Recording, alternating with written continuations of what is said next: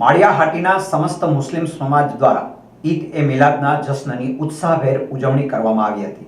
શહેરના મુખ્ય માર્ગો પર સમસ્ત મુસ્લિમ સમાજ દ્વારા ભવ્ય જુલુસ અલ્લાહની નબી ગાતા અને અલ્લાહુ અકબરના નારાઓ સાથે ફર્યું હતું। ઈદ એ મિલાદના તહેવાર નિમિત્તે મુસ્લિમ સમાજને સ્થાનિક હિન્દુ સમાજના આગેવાનો દ્વારા મુબારકી પાઠવવામાં આવી હતી।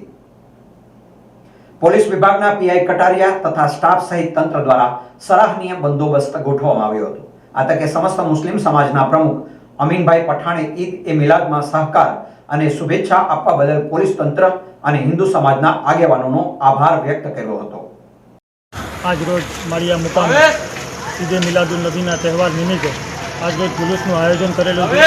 એ જુલુસનું આયોજન સંપૂર્ણ રીતે પૂર્ણ થયેલ છે। તે બદલ ગામની જનતાનો હિન્દુ મુસ્લિમ બધાનો ખૂબ ખૂબ આભાર વ્યક્ત કરીએ છીએ અને એક એકતાનું ઉદાહરણ સાથે આ બધાના સાથ સહયોગથી આ અમારો જુલુસ અને તહેવારનું